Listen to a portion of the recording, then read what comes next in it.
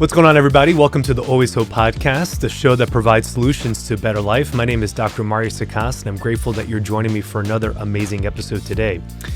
Well, in this episode, I sit down with Maria Mitchell, the mind behind the hilarious Instagram account Catholic Dating Nightmares. We dive into the wild world of Catholic dating, which is incredible, where unrealistic expectations and cringeworthy profiles meet the need for humor and hope. Maria shares the story of how this Instagram handle started just as a joke with her friends and quickly became a community of people laughing through their dating struggles. As they say, right? You laugh or you cry. What are your choices? Well, not only does she share some highlights of her feed, but we also get into some very clear practical advice about how to market yourself on dating apps, what are best practices for first dates, and knowing when to pull back if the dating scene just becomes a little too discouraging for you. Well, if you have been navigating the ups and downs of the dating scene, then this is going to be a great episode for you. So let's get into this conversation with Maria Mitchell.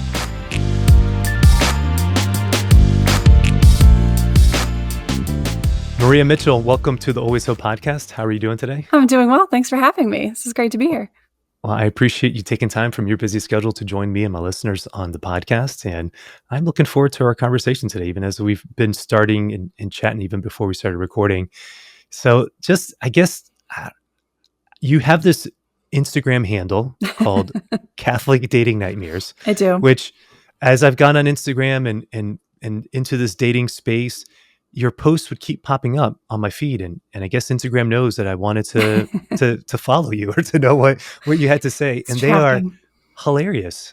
They bring me a smile every time I see them, but like it's kind of like a cringe smile at the same time. It's like I can't believe this is actually like the reality. And I think I've probably said that maybe on a handful of times. I'm like, is this real? Did you make Did this I make up? it Like, up? is this? It can't be that bad, right? I mean, and it is. It is. So, tell me what inspired you to start this. And Well, I'm glad you are enjoying it. Yeah, I think the algorithm finds the right people that have the sadistic humor for this. Yes, well, I have a very dark humor. I just want you to know that. So We'll get them more birds of a feather. Yeah. Honestly, it started out just as a group chat with some girlfriends and I. Like, when you're on the apps and you come across funny things, we were sending them to each other and just laughing. Yeah. And I would always have like a dry remark or, just something funny I would say about it. And we probably had this group chat for over a year, maybe about a year. And they were like, Maria, you need a blog. You need something. Like, the world needs your commentary. This is like, the things you're saying are so funny. And I was like, yeah, whatever. Continue with your day. And then, I don't know, at one point it was, about a year later, they said it again. And I just wanted them to stop telling me this. So I was like, all right, fine. I just created, I knew I don't have the attention span for to maintain a blog well, so I knew something quick and easy. So I created an Instagram account on my lunch break, honestly, just thinking it would be, these women plus, maybe like 5 or 10 other people. And then we could all just laugh internally and just have a group place to share it. Well, within like a week, honestly, it was probably like 2,000 followers in a week. Yeah. It just like went off right away. So suddenly, you're like close to 9,000 right now. I mean, come on. So. Yeah. So it wasn't. There was no plan. That it's all organic. I haven't. It's not. They're not. No one's paid to be there. So it's just word of mouth. And I think when there's joy and humor combined in a brand that's centered around the faith, like there's real magic there. And I think it's just something people can relate to, men and women. So yeah, it really just wasn't meant to be what it is, but here we are. So now I have to do something with it, I guess. So I'm very kind of unexpectedly here, which is great. So tell me a little bit about the dark humor. Like, where does that come from? Just years of trauma. Oh, bless you. No. Yeah, I don't know. I think in my family, we have a very like morbid, dark sense of humor. So that comes naturally. And I think I'm a late 80s, child of the 90s. So I like to really mix like nostalgia in there too. I think our generation, millennial generation, loves a reference back to that. So I love just the quick remarks just come instantly, and a big part of it is the song that I'll pair with a certain post. Uh-huh. And those just come immediately to me. So I'm not thinking for hours about it. It's instant, and I just let it go. So, Uh-huh. but yeah, I love just pulling a dark reference and not really hitting the nail on the head. You kind of want to make a comment that's slightly removed from what's going on. Otherwise it's too on the nose. So I think, but the comments are the commentary rather are what people like the most. And then the music paired with it, bring it all to life just in a way we can all laugh at. Well, I think it's great. Do you get any sort of pushback from people on it in any way, or? I do early on, and Uh-huh. honestly, yeah, if you've been there from the beginning, I've definitely ghosted the account for months at a time. Uh-huh. Just because, yeah, there would be pushback, and I would wonder, should I be doing this? Like, is this wrong in any way? But I've since had really like solid counsel that no, this is actually like a Mhm. genuine service to people, Mhm. and it's all anonymous. And I make a really great effort to triple check everything, make sure it's completely anonymous. There are so many accounts, there's millions of Mhm. dating profiles around the world, so there's no way to like specifically identify. And the point of the account is to laugh at kind of the trope, never to poke fun at a specific person or that in any way. And that's why I'll never post photos, anything like that. It's typically, if you Right. wrote it, you already put it on a public website. So in my defense, it's a little bit of, it's up for You're grabs. kinda asking for it. Yes, exactly. So if It's anything, up there'll for be grabs, pushback yeah. there, but it's been very minimal. Actually, if Uh-huh. anything, the hundreds, if not thousands of DMs over, the whole time of it have said, I thought I was alone. I had Yeah. no idea everyone else was experiencing the same thing. Yeah. And so that was so interesting. I just thought we were going to have a good time. I didn't realize it was in some way serving a serious purpose of just helping people feel seen in the dating process, because it can be dark It's a out there. mess. Yeah. It's a mess. Yeah. It's a dumpster fire. I mean, Yes. it can be. I know not for everybody, but No, it really but can be. it's a real mess, and I've been married for over 20 years, and honestly, I didn't know how bad it was until I started like hearing from my clients Yeah. repeatedly, like stories and experiences, and then and from that is when I wrote Dating Well, because it was just like, Sure. okay, I feel like I can offer something here from my expertise as a marriage therapist, but of course not being at the ground level. Like I know so many other resources are amazing at doing that, but feeling like I could offer something as like from a therapist standpoint in terms of guidance and things. And then traveling and giving lectures to young adults and college campuses about the topic. I mean, the stories that I hear are just, I mean, it just feels like people are lost, just completely lost. And and that's why I think like with your account there, it's not, I know the expression is misery loves company, and maybe that's a little too cynical, but there is something to be said about misery loves humor. Maybe that's a better way of Yes. saying it. And I know that in my own experience, that when I'm tired or maybe after a long day of sessions, the first thing I go to is some comedian that I know that I like. Mhm. And man, when they say the things that I want to say, or I couldn't quite put to words, or they make a joke about something that I didn't quite see it that way, it's just healing. There's no other word for it. It's like delightful. Exactly, because you feel seen in a moment that you thought maybe only you were experiencing, or that's just so relatable. So getting into that, yeah, is really key. I think the humor of it is essential. And yeah, the tagline for the account is laughing at the process because otherwise we'll cry. Yeah, yeah, So yeah. it really is like, okay, dating apps are wonderful in a lot of ways. They can also be a drag and very difficult. And so if Right. you can at least, have a sense of humor, at least you'll be entertained while you're on them, and Yeah. changing your mindset to, at least this could be a little bit entertaining when they're not all a win, I think is a good perspective, just to keep some levity, because you really do have to have some stamina when you're, on the apps for any amount of time. Yeah. I mean, dear priest friend of mine from many, many years ago, Father Dennis Berry, he would often share these horrific stories of being in Compton and like gang fighting in New York during like 9/11 or situations with immigrants. And he'd be telling these stories that were just awful. And he'd be like laughing.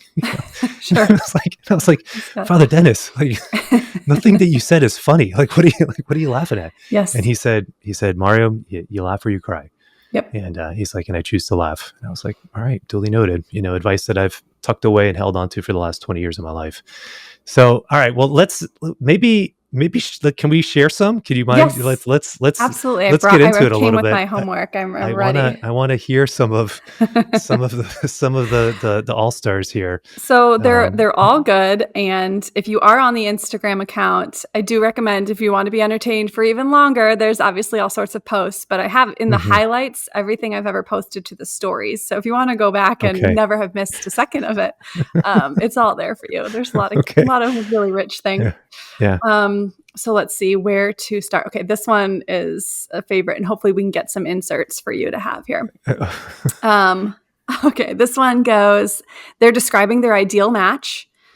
It says, well, modesty and true femininity is a big draw. So my ideal match must be the reincarnation of St. Agnes. She must also be an accomplished philosopher and theologian.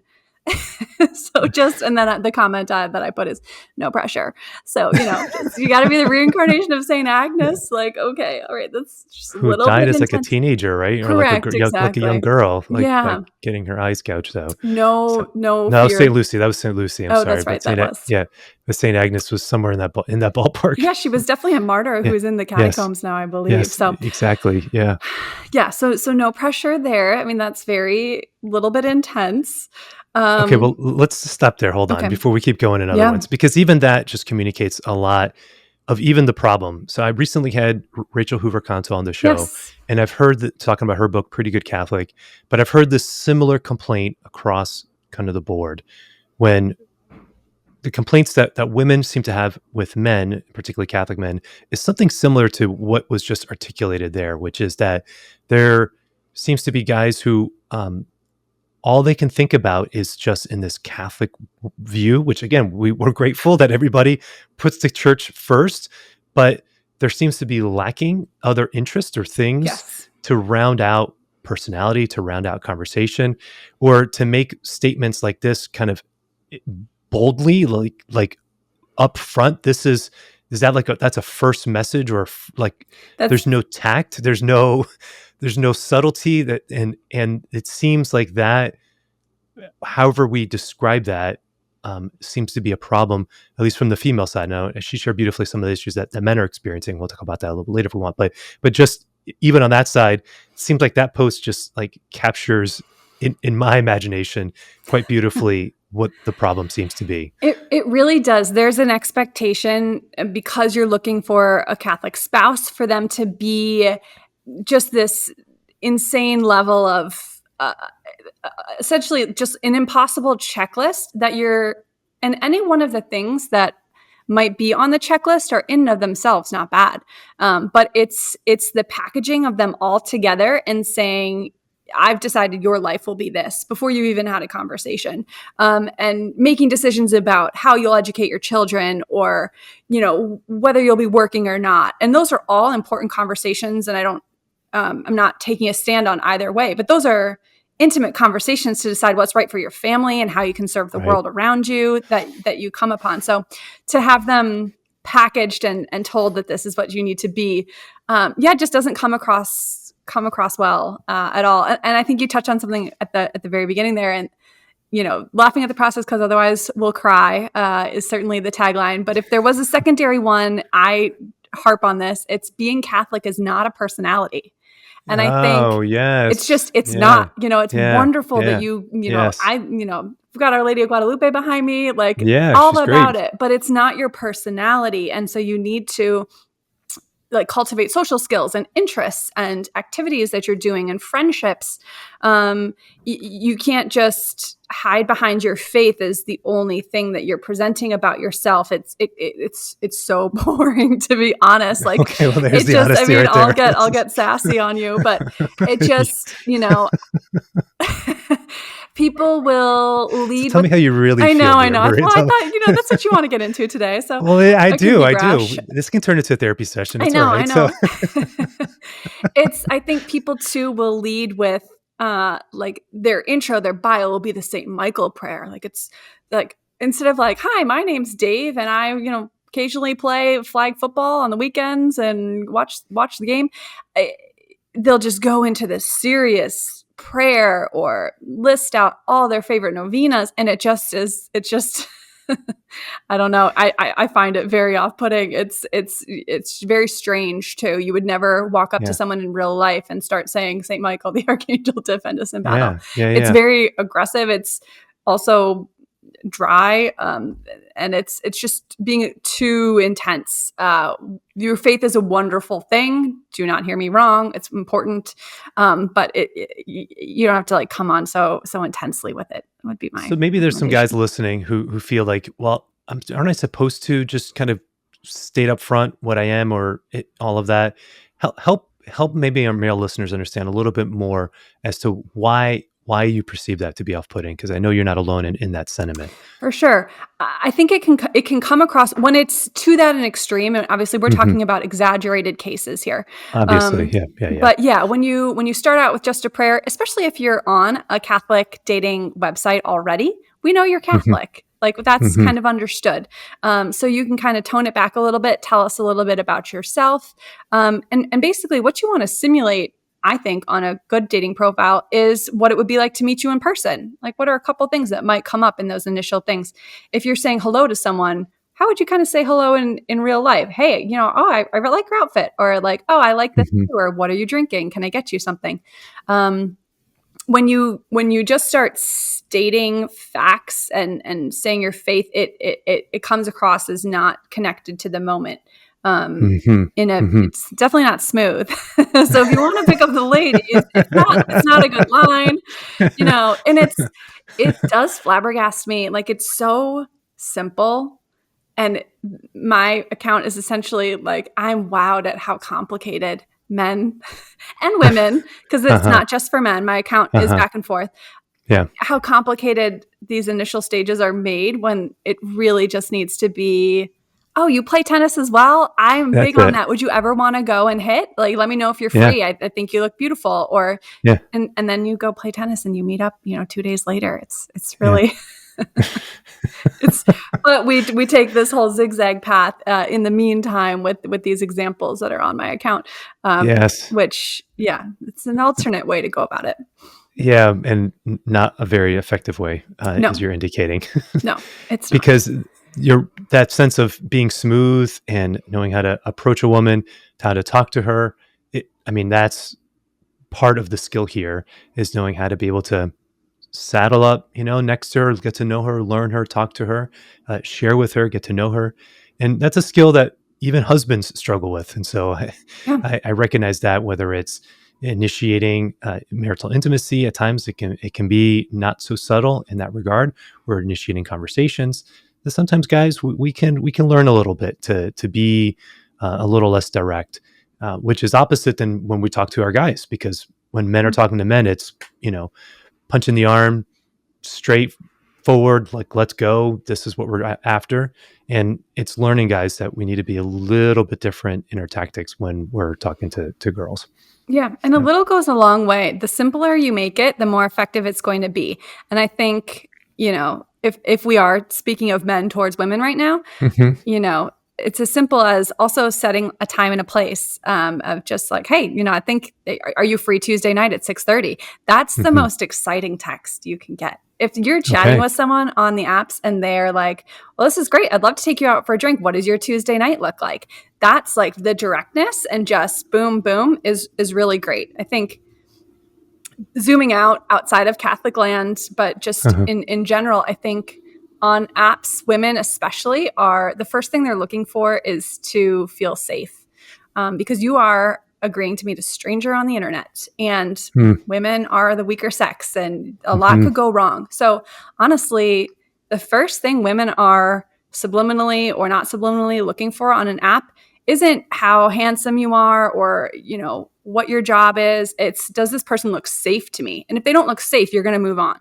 So, you know, you want to be able to see your eyes and not have sunglasses on in your first 3 photos, or have, you know, an overhead light right in your face. You're trying to assume that, because every woman that then does agree to go on an app, and ladies, you'll I'm sure you agree, you're texting your girlfriends to say, hi, I'm going out with a man who's so-called Jimmy at 6:30 on Tuesday at this location. Here's my, you can location track me. Call the authorities at 10 p.m. to get my body out of the river if I don't text you at such and such a time. Every woman sends that text before she's going on a first date. That's just what we're experiencing, of like, even if you think he's nice, you're obviously saying some of this in jest. You wouldn't be going if you felt unsafe. But a lot could happen, and a lot does happen. And so you need to really have your wits about you. And I always think that men should, I think it always goes over well if you initiate the date. Hey, I'd love to take you out for drinks. What's a favorite spot in your neighborhood? Because then she can pick it and she feels safe. She's not driving 30 minutes to a location she's unfamiliar with, that her friends can't get to quickly.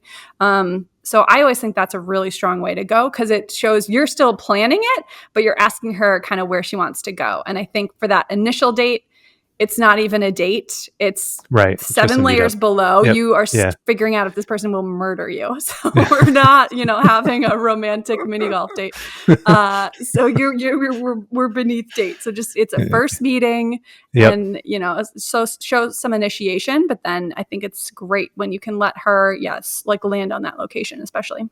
That's great. Great advice. Great recommendations there. All right, let's go through another one. Okay. This is awesome. Got so many. Okay, this one's great. Their ideal match that they describe on their profile. This is not a direct message to somebody. This is on their profile. What they're looking for in an ideal match. Not a fatty! ! Career woman is a big minus. Don't want to pick up your debt. Musically inclined is good. It's just, when you definitely, What was your caption on that? What did you write? Wanted, debt-free musician of slim figure, call now, period. So, goodness. It's a little aggressive. We, just be positive. When you start out with such a negative like this is really. That really makes a woman want to saddle up and say, "Oh, do I hit the marker? I'm not a fatty." Yeah. Thank what you. If they don't message you back? Does that mean you're a fatty? So, and it's just so aggressive. Who's going to say, I don't want someone fat on their, exactly. It's hysterical. I can't, you read this, and it was so, all of these on the account people send to me. So these aren't like my dating excursions. These are all, viewers submitted. And so Has this influenced you now, when you now that you're cracking jokes about all of this and kind of get into a rhythm of it? Do you go onto the apps and things is it flowing where you're like, oh, this guy's about to get, this guy's about to become a meme? I actually don't. So I don't, I think good. Of my own things, I've posted maybe 1, maybe 2 tops. Okay. I'm not, if I'm on the apps at any point, I'm not looking for content. Contrary. Well, I guess I didn't mean intentionally looking for content, but does it accidentally just happen now as you're thinking? Know what? If I do, it's mine when I have a thought to myself that's of this nature. It's usually if it's if I see a photo, but I won't post those to this account because that's just mean. That's mean. Yeah, absolutely. But, however, there are some photos here which I can share that they have a mask on, so I think it's okay to share the person. So it's this one will show it's of. I don't even know how to explain it.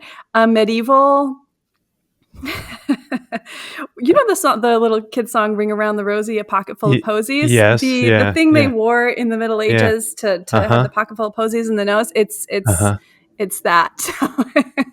Oh, mercy! That's really their. That's their profile? Primary photo. So for me, typically it's if it's a photo, it's.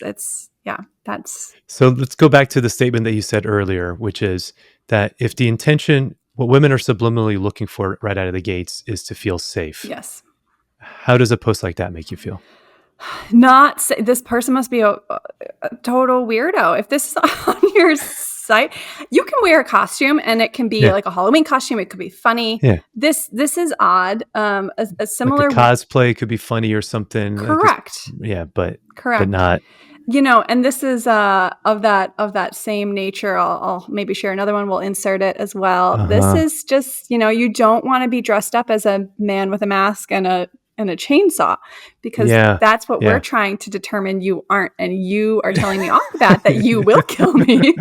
So we don't need to talk. This is no conversations needed. If I died, it would be my error that I went on a date with that person. Yes. So I do think the safety thing is such a big deal. So obviously those are extreme examples, but kind of if you are analyzing your own profile, I think it's really important to not have sunglasses on the first photo. You can have one photo with sunglasses, but it shouldn't be multiple. Why can't I see your eyes? Subliminally, if you're not clearly showing your face to me, that seems off. Or if you have all your photos just as group photos, it's hard to determine who you are. It feels like you're not being straightforward either. So I think those kind of things are really key. I'm flabbergasted. It's like, and these are all pictures this is all stuff that people send to you is what this is now, right? Like correct. Everything you're getting DM'd with comments or things or snap or screenshots of stuff, and people are all sending to you, and you're just quipping kind of remarks on it. Yeah, exactly. It started out as, like I said, this group chat, so I had some good material that we sourced, and I blurted things out. But then as the followers grew, now I've got a whole army of people that are sending me things, and so I try to send the ones that are just objectively. Like if you have a mask and you're holding a chainsaw, you have it coming to you. I will be putting you on the page. There's a lot that I don't post, I will say as well. I think that may be a big critique that I get. There's a lot where, that was a little cringy, or you could have said it better. That's a little bit embarrassing. But if I see no, he was trying, it didn't execute well. I would say 98% of what I get sent, I don't post, because it's just, no, that person did mean well, and I'm not going to go too far with this. But if it's, talking about being the reincarnation of St. Agnes, that's funny. And we're going to, take a look at that, because that's quite the expectation to have. Yes. And are you finding that, is there an age here where after 35 or something, things get a little cringier, or even in early 20s where we're finding this nightmare stuff happening? Yeah, it's interesting. I would say, well, right now the demo of the account, I would say, is probably in that 25 to 35-ish range.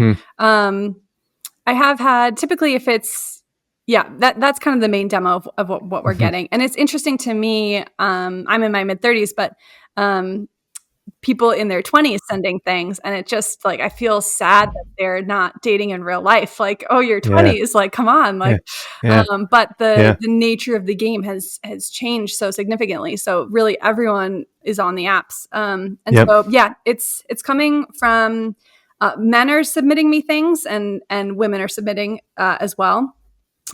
Frequently, that's kind of maybe another thing.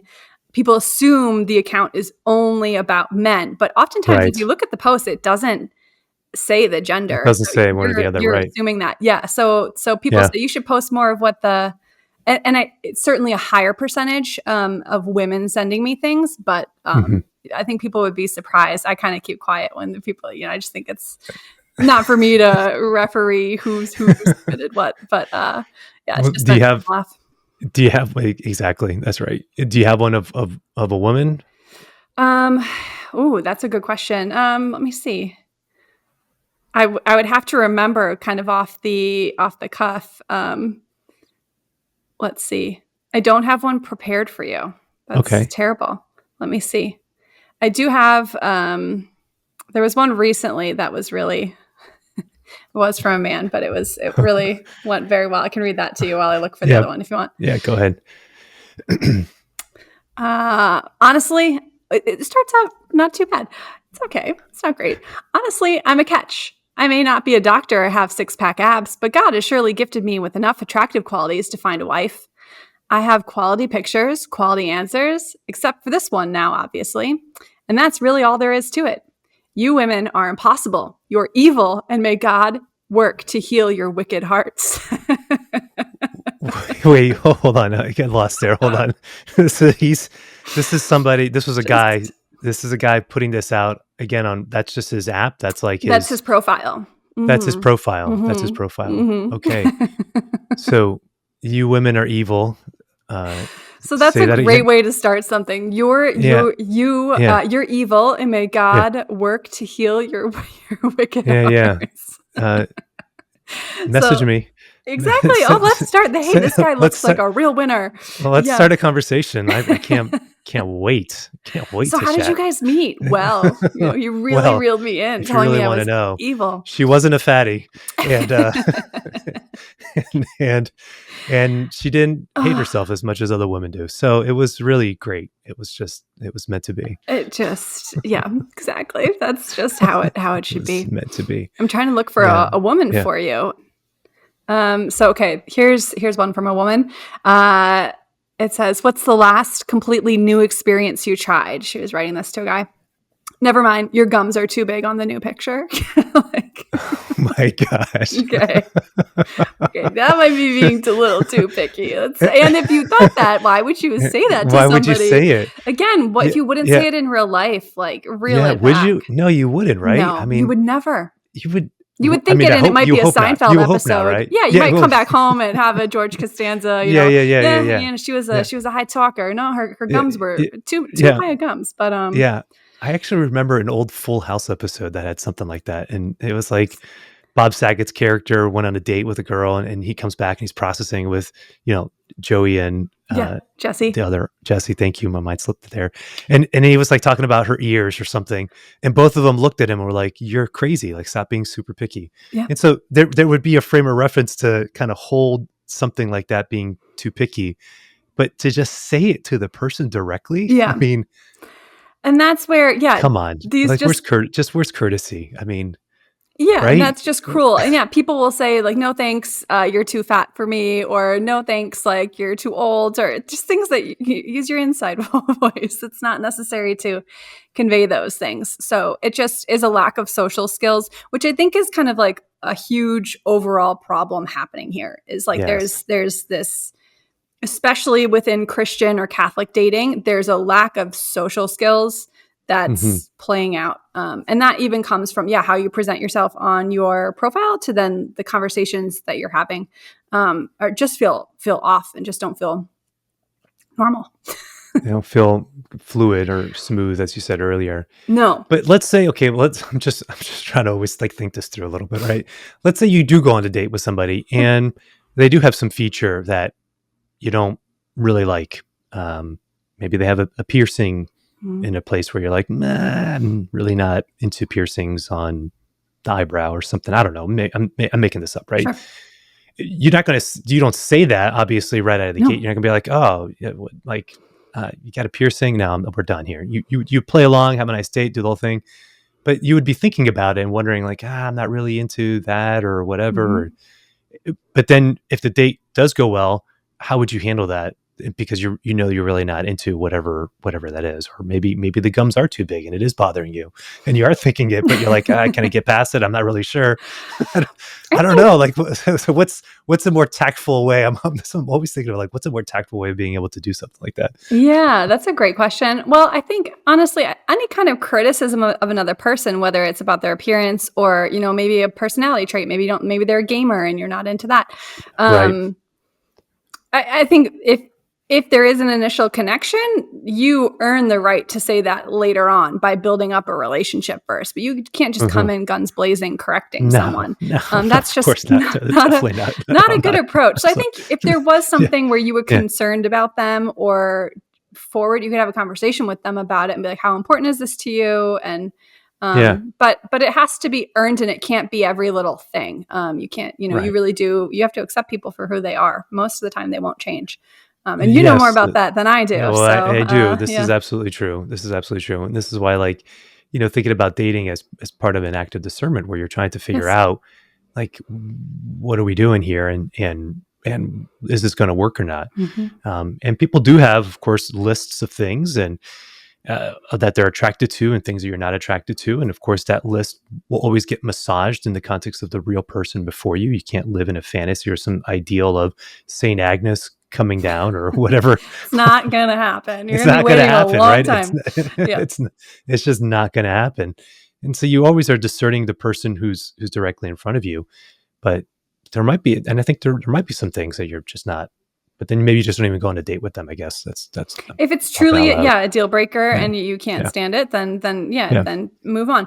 I think that's the blessing and the curse, especially within apps right now. There's so much choice, and I think that's like another significant problem in all of this as well. I think it's obviously important to have standards, especially with regards to your faith. And I think any kind of boundaries or standards, typically, whether the person is religious or not, gains you respect in their eyes if you hold to them. If you then bend your boundary after stating it, then they won't respect you. But I think the plethora of choice right now is so overwhelming and very stressful, just in dating in general, because there's so much. And here we're having a laugh. And what I try to do, like I want people to feel seen through the account. Just because it is really difficult, and people often are doing a really great job. So these are the extremes. People are often doing a really great job, and dating advice is wonderful and super helpful. But I think you have to be aware of your own limit, because if you're constantly being told what you're doing wrong, it's very stressful to wonder. And this is where you have to have like a very rich prayer life of like, is there something legitimately you could be doing wrong? Are you presenting yourself like a serial killer and probably should adjust? Or Ring Around the Posy. That's like that. That was a mask, because Ring Around the Posy obviously was for the bubonic plague. Yes, that's what. Yeah, the bubonic plague. And so the mask was there because it was like 6 feet. I mean, that to stay away. Yes, it kind of, the meme kind of came back during COVID, as if like we're going to go back to wearing these type of things to make sure everybody stays 6 feet away. And I think that one was during the pandemic. If anyone wants to give them a pass for that, but it was still too far. But still a little weird. But I think, just the plethora of choice, it becomes stressful to know, is there something I could legitimately improve? Or is this where the Lord has me right now? And if it's where the Lord has you right now, then there needs to be an acceptance there. And then a question of how can I go outward, and how can I use my singleness? If the Lord has me in this period of singleness, why is that? And what can I give to the world? And maybe, hopefully you can be supporting your married friends then, because you have excess time and probably financial resources. So can you sponsor a date night? Hey, or can you go and, babysit for free so that they can get a date night because they don't have it in their budget to be going out? Can you be having someone over to have a break from their kids? Or where can you be going outward if that's where the Lord has you? But it's very stressful to navigate the difference. And I think the other thing with dating apps is, can I ask you, how do you navigate that between like acceptance and being honest, or just even giving feedback? Because you're in the marketing space, and so you know kind of how to do this from a business standpoint. And I recognize that online dating apps is a form of marketing, in the sense that you want to communicate right copy in terms of like who you are. Want to make sure you have right images. You want to know how to be able to communicate with potential customers. I hate to say it this way, but you kind of get leads. The whole bit. There's a certain element of it that feels like marketing. And so how do you navigate that with regards to doing your best, but then maybe having some acceptance? And I don't know, we can talk. I think it's a constant every day. So within the account, there are periods where I'm in relationships and dating, and there's periods where I'm not. The account itself is not tied to my personal status. But in my day to day, I think that's just a real open prayer with the Lord every day. Lord, if there's something I'm not doing, like, please, like, show me the resource that, or have the person have a conversation with me, or just put that in my path. and if you're holding me here because you need more single people for whatever reason right now, show me where to use that. And so then I think you can always be doing that. You can always be looking for where you can help. And then when you need to give yourself a break of, I think I've done all the things, I don't know, it's just not, then lean into the helping. Okay, well, the Lord must really need me as a flexible person right now to go, babysit or sponsor, tithe a little something extra. So I think you have to always have that, and then give yourself grace. But be open to there being something that you need to change. And I think that's where it's great to have like trustworthy friends, and, in a safe environment, ask them, are there things you notice about me? Like this, you're free to now say something, say it kindly, but and I think that can be a great way to get feedback. And you can get friends to give feedback on your profile as well. Like you said, it's unfortunately, I think that's one of the harder things is you are marketing yourself. And so it's good to get feedback from other people. Am I marketing myself well? Do you feel like this? Is there anything I am not sharing that I should? Or is there anything here that needs to go? That can always help. And if there's anything you need to change, we all have phones, so you can just go out and spend a day and take a couple photos in different outfits. Think of it as a job. If this is what you want to do, then go take fresh pictures. And I think especially men can do that as well, because understandably, like, men don't have as many pictures. They're not at brunch, taking a selfie. So right. So if you need to update your photos so that it's not 6 years old when you were 40 pounds less, go out and do that. It's fairly easy to do. I hope you've been enjoying this episode with Maria Mitchell. Let's just say that you're somebody that's in a relationship right now and you're not quite sure when you should be having conversations about previous relationships, or when should you be talking about the past or your upbringing, or when should you be discussing about the future and what you're looking for in your relationship and in your life. And so maybe you're not sure about how to bring up certain sensitive topics because you don't want to rock the boat.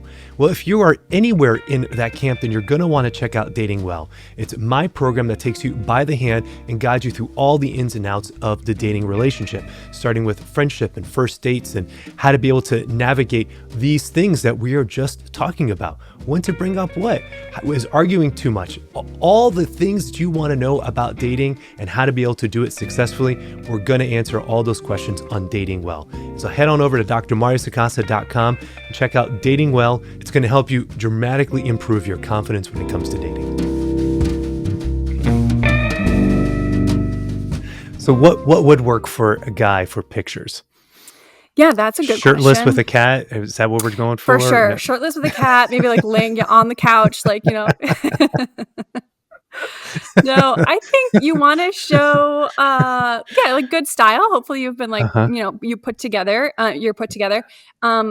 Just good lighting. I think probably second guess every photo you currently have, just based off of what I've seen, and just get some fresh ones. If they haven't been taken in the last year and a half, it's probably time to get some new ones. You want to have, if there's an activity you like doing, if you're a big pickleball player or you're hiking, those are good things to show. I think one with friends is great, but have that be later on so that we clearly know who you are. It's the worst when you're doing a Where's Waldo and you can't figure out which is the one. And then it never is. It's always the cutest one is never the one whose profile it is. That's like a law of nature. It happens. But that's probably smart by that guy. He knows to put himself next to his handsome friends. Kind of ups him up a little bit. Well, that's true. It is. And you do want to kind of see what do your friends look like? Like, what am I getting myself into? Who am I going to have to be hanging out with? So that is good to do. So the moral of the story is, gentlemen, the women are looking and thinking about your pictures here. Is what's coming out. Yes. Deciding if you're going to kill us, and then we just want you to be at a beer garden. Other than that, it's very, very not that hard. It really isn't. Yeah. But it's just interesting in general. I mean, with this plethora and kind of what I was getting at earlier is there just is so much choice. Right. And that's a positive, and the apps are wonderful in that you can be sitting on your sofa and get a date for next week. Like that's pretty cool. Well, But yeah, but at the same time, there's just so much choice, and I think there's a lot of noise that single people are hearing about what they should be doing. I think single people get scolded about like, well, it's because you're not doing this, this, and this. And sometimes that is right. true, but it's very stressful to constantly be receiving like, oh, it must be my fault. There's something that I'm doing wrong. And it's, you have to determine for yourself, but even talk about distance. Right. Okay, well, in the past you had, a man had, Sally Mae and Billie Jean, and like those were the two women in the town, and he went after one, and they rode off into the sunset. Now the whole world is an option, and so especially in the Catholic world, it's hard to come by a faithful man these days that just wants to have beautiful values, and won't be condescending to you because of that. I don't know why it gave me a thumbs up. The software did. The software did. It's the you're on a MacBook, aren't you? Yes. Yeah, and so the reactions, if you can turn that off if funny. you want. No, it's all good. It's all right. But I think within that choice now, you get criticized either way. So if you only want to look locally because you want to have a in-person, not long distance relationship, well, okay, you're not going to find a Catholic man in your radius. Okay, well then how far should my radius be? Is 150 miles enough? Are you telling me, okay, so I'll start swiping in 150 miles? No, you need to be open to that. So, okay, you're now telling me every single Catholic man in the United States, or you're maybe suggesting beyond is now. So when you're looking at these profiles, it's too much. It's too much. How do you take it seriously? And so, but I do think like Catholic people get criticized for not. So, and I'm, long distance can work and it can be great. And so I'm not advocating one or the other. But the plethora of choice and the stress of, am I doing it incorrectly, is I think it's a heavy pain point. I think people who are doing it well are, really experiencing. It's very, so it's a blessing and a curse. You could meet someone in Japan and live happily ever after. And I know people that have met across the country and done it, and been set up remotely. But that's a very stressful statement if you're saying you need to be open to any Catholic person in the entire world. And how do you even start with that? It's a lot. Bless you. I can feel it. I can feel your angst. I can feel your angst, Maria. Yeah, it's I can feel it. Yeah. So you. Yeah, if there's anyone listening that just feels like stressed by what they're, you just feel whiplash. Don't do this, do this, and you're like you're not posting yourself as a serial killer. I just hopefully my account too also just helps you feel seen, because we're in a new era for sure. We absolutely are. We absolutely are. Christine Emba, one of her videos. Are you familiar with her? Have you read her book? She's a journalist who wrote a book called Rethinking Sex, a Provocation. She's from a secular perspective. She wrote this book trying to get away from a hookup culture and trying to at least reintroduce some ethical thought and thinking when it comes to hooking up and dates. But she doesn't go as far as we would want, obviously, as Christians or Catholics, in the sense that wait till marriage and what chastity really looks like. But she took a stab at it and is trying to at least get the culture to think a little bit away from just mere usury and maybe be a little bit more considerate when these things, which is great. But one of the things that she says, also, I forget the research that she's quoting, but just how vastly different it is with regards to meeting people, where 60 years ago, like you said, everybody met primarily through people that they knew and through connections. If somebody set them up or somebody made a recommendation, or they saw Billie Jean at the library and were like, oh, this is it. And we got married young. Where now it's not. It's everybody is primarily meeting through online means because we're so transient as a society that we all move and live in different places. A lot of us are not living where our parents are and not living in the place where we grew up anymore. And so there's a lot of shifting that happens from that. And that because we're so fragmented, we're not even as connected within people even who live in our neighborhood. I mean, you live in an apartment complex and wonder how many people you actually know in the apartment complex. I live in a neighborhood. I know some of the folks in my neighborhood, but certainly not everybody, because we just don't know how to even interact at at a level of geography anymore. We're kind of close knit with a sense of geography. And all of that changes then the way that people meet and that people connect. And this is why these apps, as you said, are a blessing in the sense that it gives us an opportunity to connect with people who we wouldn't otherwise have the opportunity to meet. But at the same time, the challenge is, as you indicated, that paradox of choice, which is as we get more options, there's more stress, and it feels a little bit like a job where you're just having to kind of get on there and keep meeting and on this treadmill of just trying to connect and try to find people, and then all those first meetings come across feeling flat or not really connecting, or and then waiting for what? For something to kind of spark, or something to be a little bit different. Yeah. And it may or may not happen, and you're trying. Yeah, absolutely. And I think, just within that as well, we're not creatures of habit as much anymore. Like Cheers is all based off of, showing up at the same bar, and the same people. And, if there's someone different, you really notice. I would say too, even when you do go out and sit at a bar, people aren't, saying hi to each other. There's not that interaction that typically was happening as often. Right. It's not that it doesn't happen. My experience is that it's less and less, just in hearing from other women and people on the app as well. It's because if you do see someone and you think they're cute, you go to the app and you see if they're showing up in your immediate radius so that you can swipe on them and you can just message them. So you're not, rather than just going up and talking to them. Yeah, no. People aren't. Yeah. So that's people just think you're like a serial killer? If if a guy came up to you, you'd be like, weirdo, stop talking to me. No. But I do think that that's probably what men struggle with the most is this. Well, men feel like that, right? I mean, that's being creepy. Yeah. If you're saying hello to someone. No, I think you can just do it. Like if your demeanor is sincere, you're never going to come across creepy. I've been asked out in the grocery store. It made my day. Like that's been like, okay, wow. I just got asked out in the grocery store. That's exciting. Yeah. So and I think like every woman would love to be asked out like after church or, in real life is IRL as the kids are saying is the big thing, like to be able to meet in real life. People don't want to meet on the apps, but they're forced to. But there's also like a trend right now of dating app fatigue where people are boycotting it. They're trying to do run clubs and things of that nature to try to break the system, because the apps too,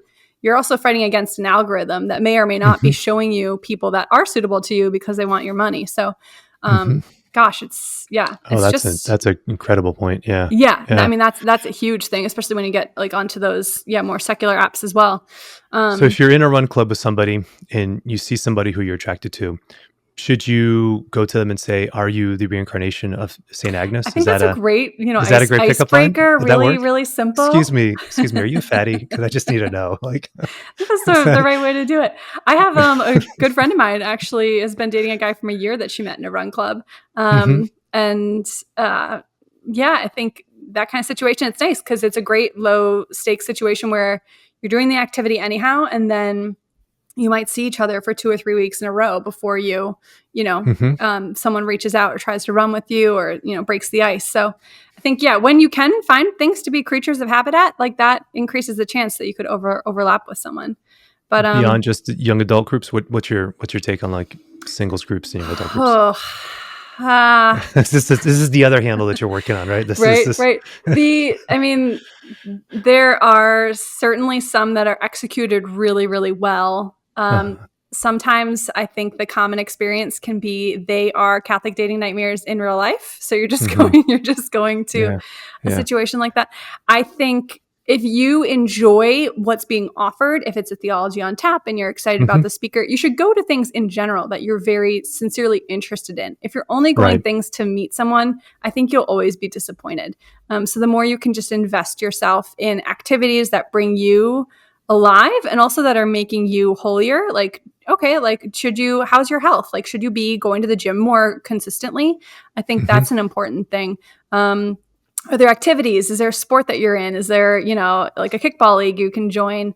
Or just being really good about asking friends to set you up. Maybe you don't have those things at your disposal. I think still just investing yourself and going to events that you are interested in as often as you can is a good way to combat it, because not everyone's a runner. That can be stressful. You don't want to be in a run club. I'm not going into a run club anytime soon myself. But tennis, sure. That's but fun.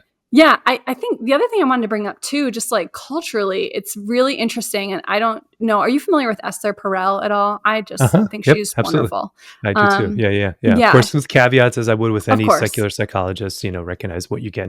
But yeah, absolutely. Her book, Mating in Captivity, and Yes. other resources that she has. Absolutely. Yep. Yeah, I really get she's speaks a lot about the mechanics of relationships in general, and Mhm. so to your point, you have to take it with a grain of salt and use your intellect.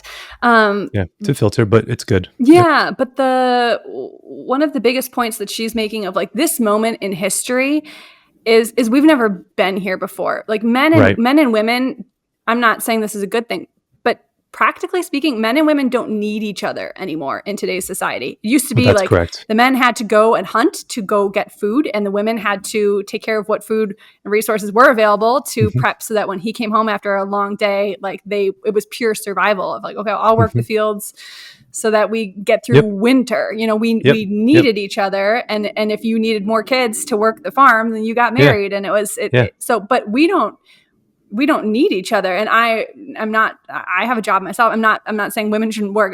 Don't hear it that way. But Yeah. No, in I hear today's you. culture, I'm yeah, agreeing 100%. I know where you're yeah, going. Keep yeah. going, but I'm with you. Yes. In today's culture, we can each support ourselves with our jobs and our careers, and that's and then when you start going down a totally secular route, women now are opting to be single mothers, and they can Mhm. just Yeah. get pregnant on their own through a fertility clinic, and Yep. why bother? So and men, they don't. Yeah, you can use pornography, and you can Yep. sleep around. There's no structural reason, and so with that, and then with a world that's more and more isolated, because we all live online, we don't even see our friends as often as we did. We send memes to them all day, so Mhm. we don't always get together and schedule. It takes, as the older you get, the longer it takes to get any in-person time with This friends, is a true especially if you statement. then It's are so sad. Yeah. married and Yeah. have kids. Like, you say Yeah. goodbye to your friends. So I just think I think I think single people should take that into consideration and just almost give yourself like a break of like the cultural moment that we are in has never existed before. And Right. so if you really are putting a good faith effort, I think I would just encourage you to really like place that in the hands of our Lord, because it's also easy to think that using the apps, you can then I'm going to go out and I'm going to go find my spouse. This is in my control. I'm going to go do this.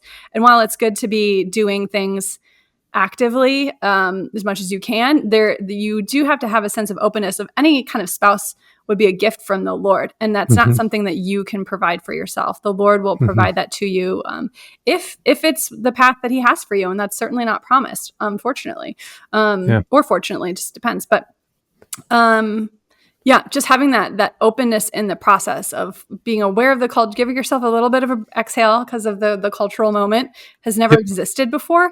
And we're seeing people get married later and later in the game Yeah. because of Yeah. that. For sure. And But the then point that you're making is absolutely right on, which is just the sense that we live in a different era, and unfortunately, that just or fortunately, whatever, it just is, and there's yeah. going to be changes in that, and social changes, and we are caught up in that because we are products within our culture.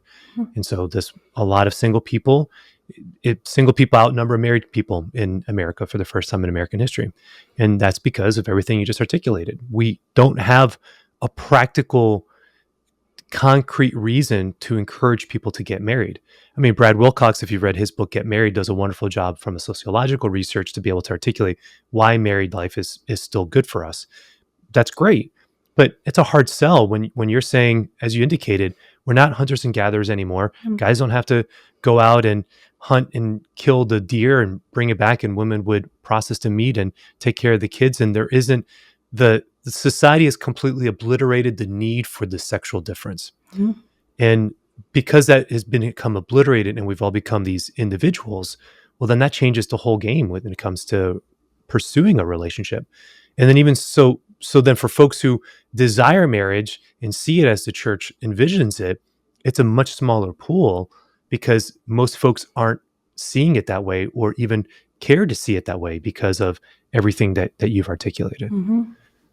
Yeah. Yeah. Yeah, it's a significant moment. I think in our history. And I'm happy that Yeah. and I'm happy that you have that perspective, because Yeah. I imagine that helps to be able to say, okay, like, and that's the encouragement that you're offering to everybody who's single right now, is saying, listen, everybody, just take a deep breath, step back, and just acknowledge that we live in a different time. And Mhm. yes, it's unfortunate. Yes, wish everybody was married by now. Yes, wish everybody had met a spouse. Yes, absolutely to all of that. And these are the times that we're in. And let's make the best of what we got. Absolutely. And I think it's key to be praying for, because of that. The culture is so strong. Aside from that, just secularism, I think to be praying for one another to be protected in purity and intention Yeah, right. is so key. So if you can be praying the rosary, just for men in general, for women in general, just to make it out, because the marketing campaigns we're getting are heavy and unreal, and they're taking a lot of people with them. I think there is a little bit of a sorrow being on these apps too. There's so many people that aren't options because they're leading a totally hedonistic lifestyle. And if you're on the apps, if you are dating someone that's not Christian, or just has different values, there is the cultural assumption that you'll sleep with them by date 3. And they'll usually ghost you after that. Certainly that's been my experience as well. Like date 3, like, oh, okay, well, yeah, okay. That's not gonna, so you need to, be praying for one another. And just be praying for everybody to be protected, because it's few and fewer people that like love the Lord that are making it out. So, but that being said, we have humor, we've got joy. I don't want to paint a doom. Let's get another one up for us. All right. Yeah, we got dark. No, I love it.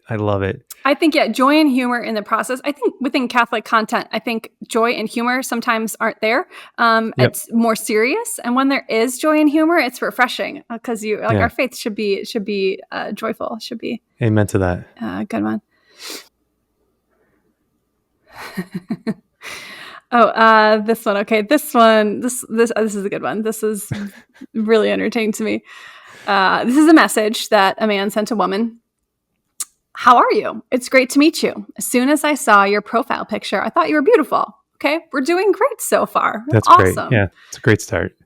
We're about to go down. I know, but it made it on your Instagram, so we know this isn't going to end well. That's the moral of the story. But also, you look exactly like a female character in my upcoming book, The Christmas Knight. Her name's Sonia, and she battles for. Can't even read it. Sonia, and she battles for her life against an illness. A lot of suspense and adventure play out in the story. I thought I'd let you know that. Smiley face emoji. So you live in Colorado? ? I was there in 2015. Loved it. And then asterisk, and the character also has a cat, as a separate message that was sent. And so what was your caption? My caption was, hey girl, you look exactly like the cat lady heroine of my book who's fighting for her life against a debilitating illness. Great to meet you. That's like, she's fighting for her life against a disease? Like, that's what I look like? And she has a cat. This is a separate message we needed to send. So it just is. I can't believe that. Yeah. It's just, So I'm attracted to girls who look sickly and are battling illnesses. That's my thing. That have cats. You look like you've been inside for a long time. So that's it. So beautiful. Thank you. Thank you.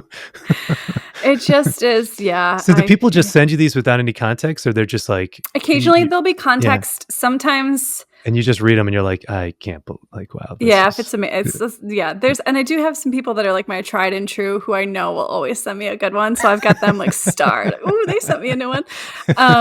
So I kind of go through, and then, I love putting a good song to them. We're always through, like I said, doing a throwback, whether it's Sixpence None the Richer or it's really intense. We'll do Creed, Let's go.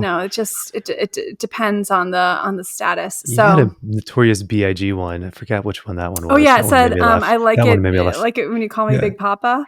Yeah, that one made me laugh. That was a good Someone who calls me Big Papa. That's it. Yeah. So then we had to. That's it. Want to get your licensing off, but yeah. Yeah, exactly. I'm gonna get sued by Columbia, I think whoever you're allowed to owns do a it. quick excerpt. I But think so. That was less than 2 seconds, so we're good. but yeah, it just is it's very entertaining. Sometimes there'll be a whole saga, they'll someone sent one person sent a resume that you could fill out. It was a Google Doc spreadsheet. How much money do you make? What's your current job? And it was for others to fill out. So that was really rich. That's incredible. Yeah. So these really are just like a gift. When one comes, I'm just like, thank you. Like, it's just so phenomenal. They're just so bad. It's amazing. Like, how weird. And do you think this was a good idea? And there's just so many. I mean, there's just, and everyone can relate to it. They've seen it. Because everybody has seen it, because it's so ubiquitous. Yeah. Oh, this was from a woman. Are you finding, let me ask you this, are you finding that this is also the same on secular apps? I mean, I know it's Catholic dating nightmares, but you're finding this on secular apps. And I guess you're not even indicating where the messages are coming from. They could be coming from something. The messages come from all over. Certainly, some of them are from Catholic dating apps. But you could be sending me something from Hinge, from Bumble. It's really like what I'm going for is more just like the search for someone with the same values. And so as you look for that, you're going to see some fun things. So a lot of the posts, they'll ask you to be the reincarnation of St. Agnes. That's like very, very Catholic. Or they'll be, like if you call me Big Papa, like, so that's just funny. So it's not, it doesn't have to be a Catholic submission or a Catholic thing for me to post it. If it makes me laugh out loud, then I post it. If I'm sitting on my sofa and I actually like, that's good, then I like, just give me 10 minutes to put this together. Give me 10 minutes to put this together. Yeah, exactly. The cringe factor though, as you go through the apps, you're finding it the same, one or the other? No, it's certainly much higher, unfortunately, on the Catholic dating apps. Is it? Okay. I think you just don't have to have this. I was talking to a friend about this. You don't have to have the same level of social skills because you're just Catholic. So it's like a lower level of entry. Whereas, typically the other apps, what you'll get into is just people being crude right off the bat. So, they're DMing you something really inappropriate right away. Got it. You never want to continue the conversation if they ask for your Snapchat within the first conversation, first question. That's pretty common. I would say that's like a high percentage of the time. They just want your Snapchat. So you shouldn't do that. So it's all over. There's funny things on all kinds of apps, but it's certainly the best. I think sometimes come with the similarity. But I guess I'm piecing together. There's some similarity even on those apps. When you're talking about getting a picture of one's private parts. I guess I'm trying to say it appropriately. Yep. And just getting that out of the blue. It's like, again, here we go. Like guys being overly forward. It's the same theme, I guess, that I'm hearing. Yes. Different just context. Being different contexts, obviously, but being overly direct. Yeah. And somehow expecting that to be the thing that's going to bring a woman along for a conversation. Yeah, just way too aggressive. And I will say, within dating apps in general, when you are in the DMs there, you can't then send photos within the DMs. So that's good to prevent that exact situation. Good. But men that are trying to get you to a different platform are trying to do that. So if they ask for your Snapchat or if they want your number, I don't recommend giving out your number until you've been on a date and you should meet the person and you don't have to give them your number till dates 2 or 3 and you decide, it can be a lot safer to be communicating within an app and the right person will be fine with that. And you don't need to be chatting with someone incessantly. That's like, people too that like they'll drag out asking you on a date. If you're chatting with someone within 48 hours, like you should try to have a date in the works. If you're remotely interested, then just continue the conversation in person. But you do need to kind of suss out, like you were saying, these different crudeness is a major thing. And I think women are guilty of this as well, for sure. So men could speak to that much more, but but obviously your experiences as a woman and messaging men. So that's how it's going to be. Yeah. You said you had another one real quick of a woman or something. What was it? Yes. Yeah. Leaving the Catholic religion is the best decision you'll ever make. I promise. Lol. And then the person responded, I'll die before that happens, but this can be a fun discussion. My caption was just, I think this is going places. Like this sounds great. Like it's really great. Yeah, just right off the bat, tell them their faith is the wrong one. That's a really good starter. That's a great starter. Yeah. Absolutely. Yeah. Great conversations. Oh my goodness. Wow. Yeah. It's fascinating. And I think, there's just so much out of it. And even just kind of going back quickly to the crudeness thing, I think women too have to be really careful in person. So, you're just much more, aware of someone could take advantage of you very quickly. So you do need to have your wits about you. You are meeting strangers on the internet. So it's a brave new world with all of that for sure. But so better to meet, like you said, at a place that for a guy to propose meeting at a place closer to where she lives or what she feels familiar with, having her pick a place where I think so, maybe her friends are incognito in a table 2 tables away or something. For sure. I've definitely done for a friend like the quick drive by, or you have a set time you're going to call, or they check in on you. Yeah. I didn't know you were here. You shouldn't. You don't want your friends crashing a date. That's not a good look. But I do think that's a really strong way to go for men to say, "Hey, well, this has been great. Like, I would love to take you out for a drink. How's your Tuesday? Is there a place nearby that I can come to your neighborhood that you fancy?"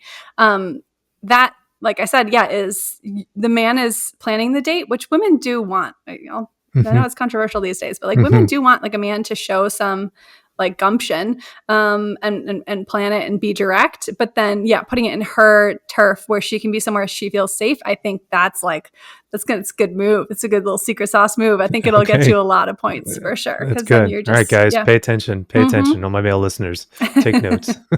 It's a big thing. And I think that meeting too can just be like an hour. You really don't need to be. It doesn't have to be. Doing more than that, and you don't need to be chatting. First with someone date it's really just meeting somebody. It's like a first meetup. Exactly. Like you said, the woman's just assessing whether or not the guy's crazy, or both people really are just assessing: are you who you actually say that you are online? Yes. Are the pictures online actually representative of who you are today or who you were 10 years ago? Because I think that I read something that said. Men are prone to lie about their height, and women are prone. So on average, men will say on dating apps that they are 2 inches taller than they actually are. Funny. And on average, women will say that they are 15 pounds lighter than they actually are. So true. It's so true. And so both go into the first meeting assessing like, maybe you're not really 6'2", right? So, and so like the pressures go on to that. So that's really what you do on the first date is there something there, and trying to just relieve any sort of pressure on that first meetup. Exactly. It should just be easy. You're just getting kind of just a feel for the person. It should just be, just almost like a chemistry test of it. Is this person, do I like what I'm, and just almost think of them as a friend. And it's so great. With the apps, you can meet a ton of people, like you said, that you would never meet before. So just show curiosity in the other person, and don't be so threatened by the exchange itself. Just, unless there's a huge red flag, like you should probably go on a second date with them. Just to kind of keep testing that out, because sometimes for women it could take a couple meetings sometimes to feel comfortable, and for guys too. It may just take a couple meetings to say, oh, this is somebody I actually am interested in, because maybe that first date we didn't quite hit it off. So exactly, giving people some suggestions there. Yeah, and to keep it light, it doesn't have to be so serious. Just go have a cocktail and just enjoy life. And you don't have to do an inquisition on the person of, have they been to mass every single day this week? So yes. I think just to exhale and just take the person of who they are, not who you need them to be, and just show some curiosity and based on some of the examples you gave, that question actually would be better than some of the other questions that have been. Completely. Yes, it would be much better. That's saying something. I think you can just take it light. And then, it's always good. I always think it's good to sit next to each other. You should, if you want more tips, like you should sit at the bar.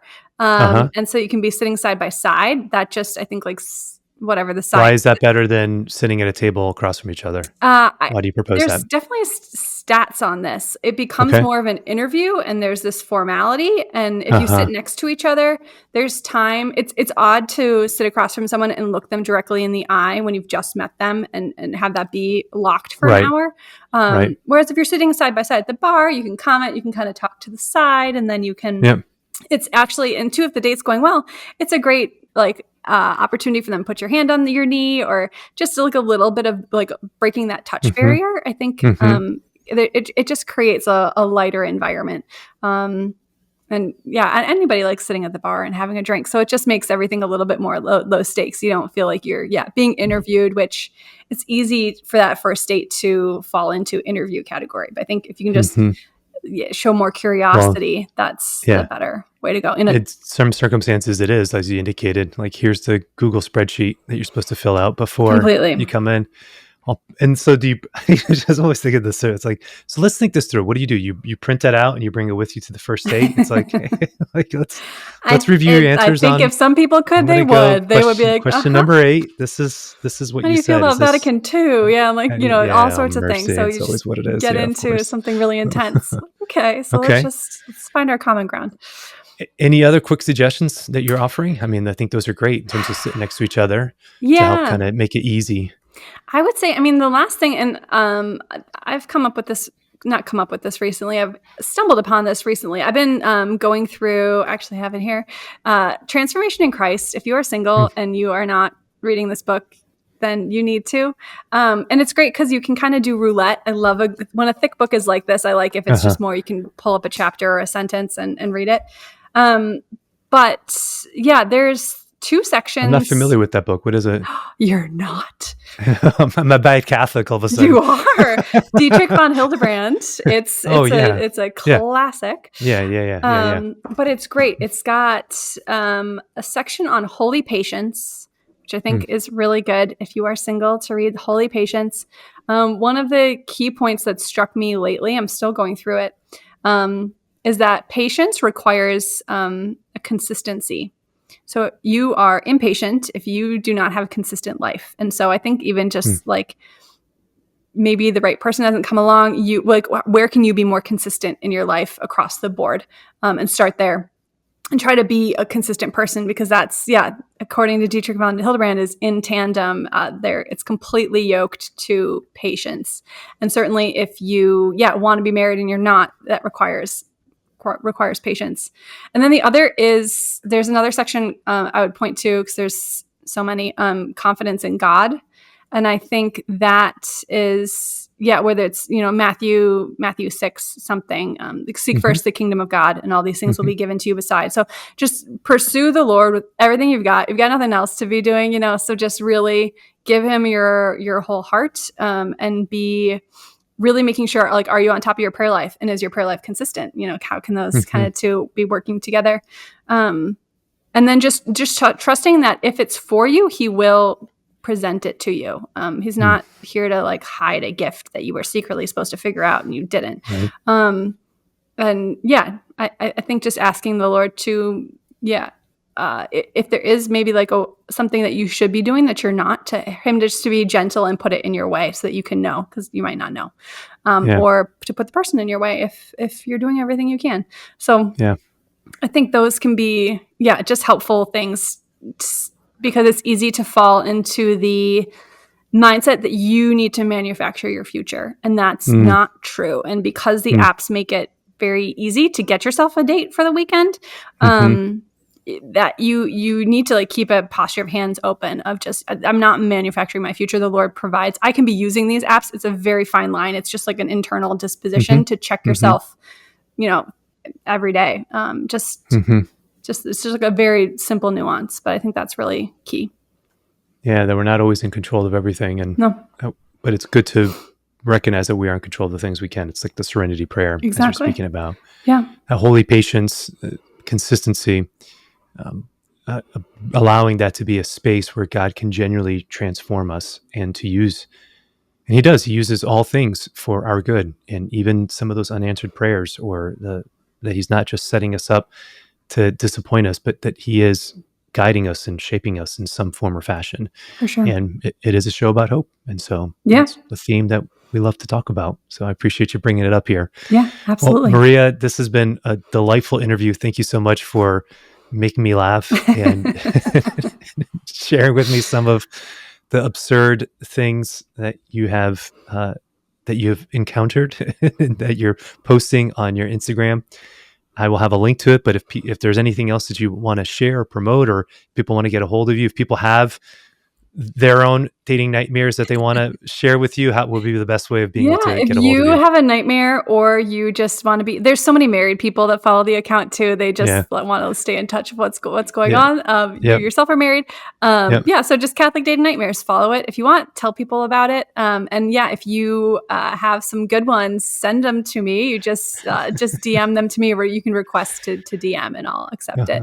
But always on the hunt for some good content. So just come and have some fun. And that's all it is meant to bring a little bit of levity. It's, it's very lighthearted.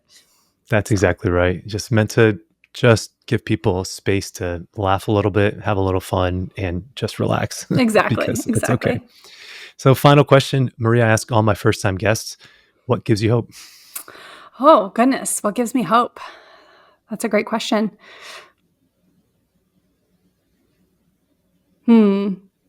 I think just the when you look back on your own past of where the Lord's provided, and just remembering, we're all like the Egyptians, and not the Egyptians, the Israelites. We constantly forget, we're in the desert and Lord, you're not providing, but you've actually provided the whole way through. You parted the Red Sea. We're so quick to say that to the Lord, you've never done anything. But if you just look back on your own life, like you'll most likely see the Lord's been very faithful and constant, maybe not on your timelines. But I think that's the biggest hope of like, okay, that's who he's been this whole time. I don't think this is the one instance that he's changing things. So, just your own relationship with the Lord, I think, is cause for hope to believe. John of the Cross says that if you want to work on hope, work on your memory. Yes. There we go. He said it much more pithily than I. No, it's exactly what you're speaking. It was John of the Cross. He tweeted that a little bit ago. So that's he just got it in the night. Came back from the grave and he did it. But yes, to the point that you're making exactly, which is that when we can lose sight, when we're suffering, we can lose sight when we're not getting the prayer answered, and we have to look back on not just the salvation history, which is important, but our own history, as you've indicated, and looking at the various ways that God has manifested himself in my life and holding firm to that and recognizing that he's been faithful all the way through. And there's no reason not to think that he's not going to be faithful now. Exactly. So, that's it. That's great. That's it. Maria, thanks so much. Amen. Well, we'll end on that. And so thank you so much for coming on the show and sharing everything that you did, and grateful for your time, and encourage everybody to check out Catholic Dating Nightmares if you want a good laugh, whether you're married or single. I think I want to encourage all my married listeners to actually check it out, because married people, we do not know what things are like, especially if you have been married for a little while before dating apps and the whole thing kind of exploded. It'd be very insightful for you to know that, especially if some of our listeners are a little older and they have kids that are in their 20s at this point. Like, strongly encourage you to please check this out so you can see what's out there, and just be able to be amused and laugh a little bit. Exactly. And maybe cry at the same time into dark humor. Exactly. So, Maria, God bless you. Thanks so much. Have a wonderful day. Awesome. You as well. Thank you for having me. Cheers.